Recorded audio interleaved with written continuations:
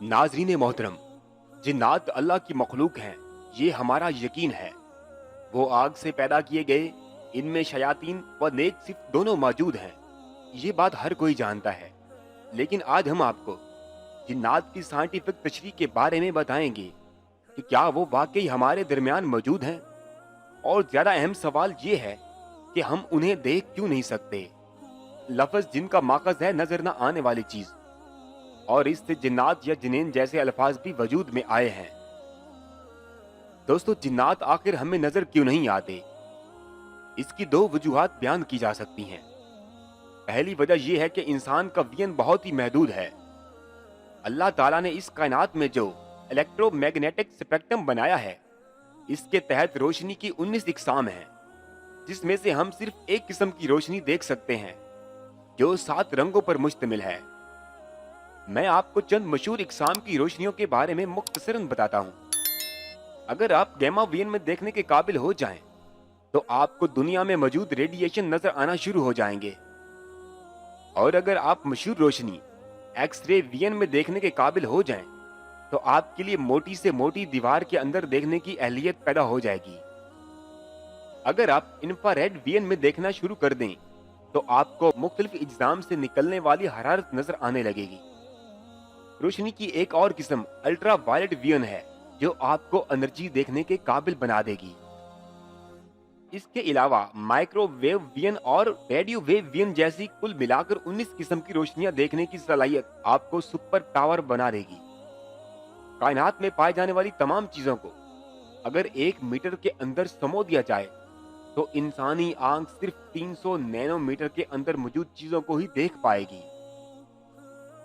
इंसानी आंख को दिखाई देने वाली रोशनी विजिबल लाइट कहलाती है, और ये अल्ट्रा वायलेट और इंफ्रारेड के दरमियान पाया जाने वाला बहुत छोटा सा हिस्सा है। हमारी ही दुनिया में ऐसी मखलूकात मौजूद है जिनका विजुअल स्पेक्ट्रम हमसे मुख्तलिफ है। सांप वो जानवर है जो इंफ्रारेड में देख सकता है। ऐसे ही शहद की मक्खी अल्ट्रा वायलेट में देख सकती है। दुनिया में सबसे ज्यादा रंग मेंटेन श्रम्स की आंख देख सकती है। उल्लू को रात के गुप्त अंधेरे में भी वैसे ही रंग नजर आते हैं जैसे इंसान को दिन में। अमेरिकन कुक नामी परिंदा एक ही वक्त में 180 डिग्री मंजर देख सकता है, जबकि घरेलू बकरी 320 डिग्री तक व्यू देख सकती है। दरख्तों में पाया जाने वाला गिरगिट एक ही वक्त में 2 मुख्तलिफ सिमतों में देख सकता है, जबकि अफ्रीका में पाया जाने वाला प्रॉन्क्स नामी हिरन एक साफ रात में सितारों के दायरे भी देख सकता है। अब आप अंदाजा कर सकते हैं कि इंसान के देखने की हिस्स किस कदर महदूद है, और वो अक्सर उन चीजों को नहीं देख पाता जो जानवर भी देख लेते हैं। तिरमिज़ी शरीफ की हदीस नंबर 3459 के मुताबिक नबी करीम सल्लल्लाहु अलैहि वसल्लम ने इरशाद फरमाया कि जब तुम मुर्ग की आवाज सुनो, तो इससे अल्लाह का फजल मांगो, क्योंकि वो उस वक्त बोलता है जब वो फरिश्तों को देखता है। और जब गधे की बोलने की आवाज सुनो, तो शैतान मदूद से अल्लाह की पनाह मांगो, क्योंकि इस वक्त वो शैतान को देख रहा होता है। जब साइंसदानों ने मुर्ग की आंख की साख्त पर तहकीक की, तो वो जानकर हैरान हो गए कि मुर्ग की आंख इंसानी आंख से 2 बातों में बेहतर है। पहली बात कि जहां इंसानी आंख में 2 किस्म के लाइट रिसेप्टर्स होते हैं, वहां मुर्ग की आंख में 5 किस्म के लाइट रिसेप्टर्स होते हैं। और दूसरी चीज फोबिया, जो इंतहाई तेजी से गुजर जाने वाली किसी चीज को पहचानने में आंख की मदद करता है, जिसकी वजह से मुर्ग इन चीजों को देख सकता है जो रोशनी दें और इंतहाई तेजी से हरकत करें। और अगर आप गधे की आंख पर तहकीक करें, तो आप देखेंगे कि अगरचे रंगों को पहचानने में गधे की आंख हमसे बेहतर नहीं, लेकिन गधे की आंख में रोड्स की रेशो कहीं ज्यादा है, और इसी वजह से गधा अंधेरे में भी दरख्तों और साये को पहचान लेता है। यानी आसान लफ्जों में गधे की आंख में अंधेरे को पहचानने की भी सलाहियत होती है। अलबत्ता इंसान के सुनने की हिस्स इसके देखने की हिस्स से बेहतर है, अगरचे दूसरे जानवरों के मुकाबले में फिर भी कम है। मिसाल के तौर पर न्योले नुमा जानवर बिज्जू के सुनने की सलाहियत सबसे ज्यादा यानी कि 16 हर्ट्ज से लेकर 45,000 हर्ट्ज है, और इंसान की हिस्स इससे तकरीबन आधी यानी 20 हर्ट्ज से लेकर 20,000 हर्ट्ज तक है। और शायद इसलिए जो लोग जिन्नात के साथ वाकयात रिपोर्ट करते हैं वो देखने के बजाय सरगोशी का ज्यादा जिक्र करते हैं। एक सरगोशी की फ्रीक्वेंसी तकरीबन 150 हर्ट्ज होती है और यही वो फ्रीक्वेंसी है जिसमें इंसान का अपने जहन पर कंट्रोल खत्म हो जाता है।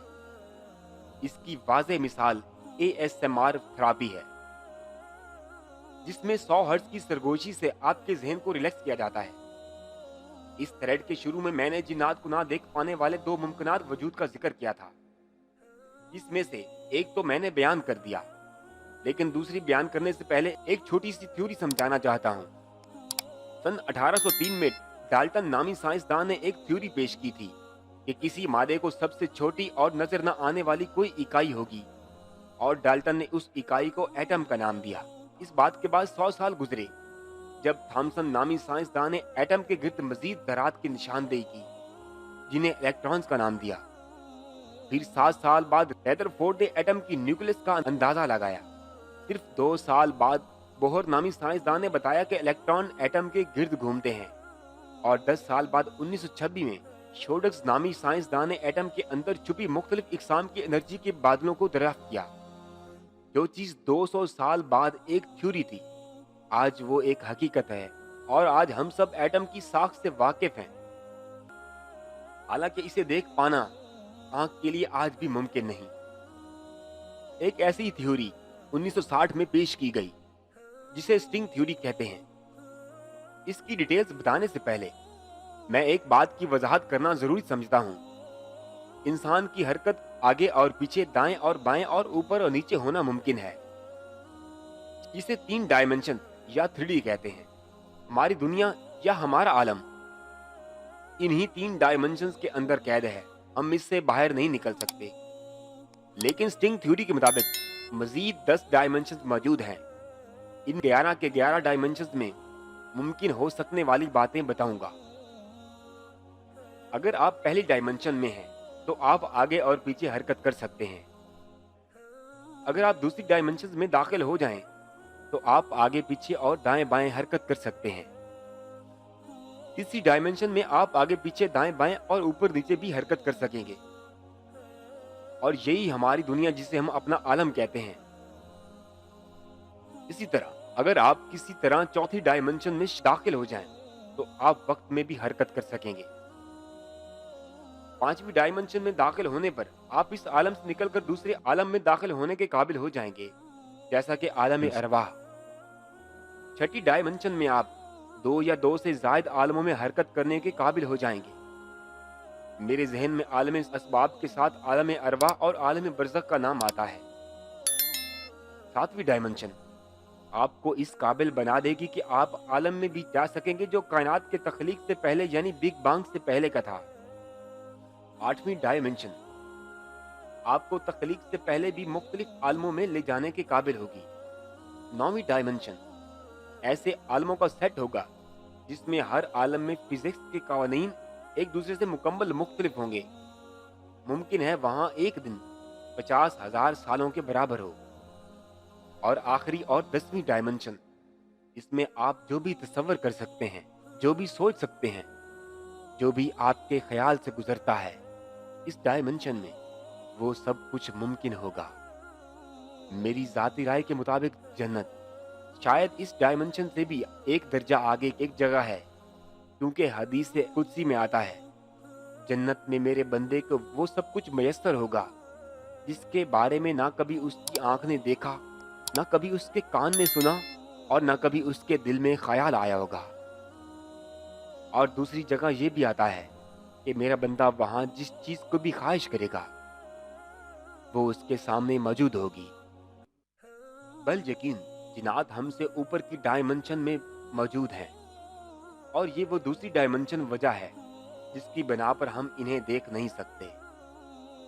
और इस डायमेंशन के बारे में जानने के बाद आप ये समझ सकते हैं कि जिन्नात के बारे में कुरान हमें ऐसा क्यों कहता है कि वो तुम्हें वहां से देखते हैं जहां से तुम इन्हें नहीं देख सकते, या फिर अफरियत इतनी तेजी से सफर कैसे कर सकते हैं। जैसे सूरह सबा में जिक्र है कि एक अफरियत ने हजरत सुलेमान के सामने मलका बिल्कीस का तख्त लाने का दावा किया था, या फिर कशिश शकल का اس پر اثر کیوں نہیں ہوتا اور وہ اڑتے پھرتے ہیں؟ یا پھر کئی دوسرے سوالات جیسے عالم برزخ جہاں روحیں جاتی ہیں، یا عالم ارواح جہاں تخلیق سے پہلے اللہ تعالیٰ نے تمام ارواح سے عہد لیا تھا کہ تم کسی اور کی عبادت نہیں کرو گے، اور سب نے ہوش میں اقرار کیا تھا، یا قیامت کا روز دن کیسے مختلف ہوگا، یا شہداء کی زندگی کس عالم میں ممکن ہے۔ ان تمام عالموں یعنی عالم برزخ، عالم ارواح یا عالم جنات کے بارے میں تحقیق پر سوچنا ایک بات ہے، لیکن جس چیز نے ذاتی طور پر میرے دل کو چھوا وہ سورۃ فاتحہ کی ابتدائی آیات الحمدللہ رب العالمین ہے۔ تمام تعریفیں اس اللہ کے لیے جو تمام عالموں کا رب ہے۔ اللہ اکبر کبیرہ۔